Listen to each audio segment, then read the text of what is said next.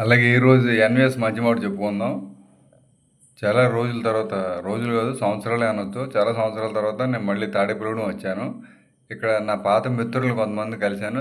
I feel very happy.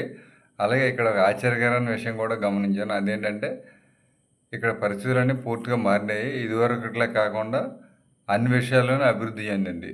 రోడ్లు బాగున్నాయి, తర్వాత నెట్ కాలేజీ వచ్చింది, అలాగే పీపుల్ చెత్తలు అవి రోడ్డు మీద పడేయకుండా బాగున్నాయి రోడ్లు. దోమలు కూడా చాలా వరకు తగ్గింది. వాతావరణం కూడా కాస్త బాగుంది. ఇదివరకు ఇలా ఉండేది కాదు, ఇప్పుడు చాలా మార్పు వచ్చింది. అంటే పరిస్థితులు ఎప్పుడూ ఒకలా ఉండవు కదా.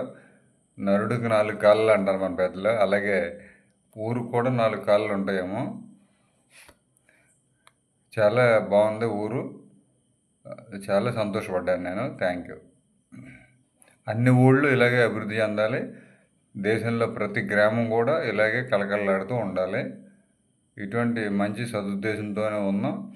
అప్పుడు మన దేశం అభివృద్ధిలో రాకెట్ స్పీడ్తో దూసుకుపోద్ది. Thank you.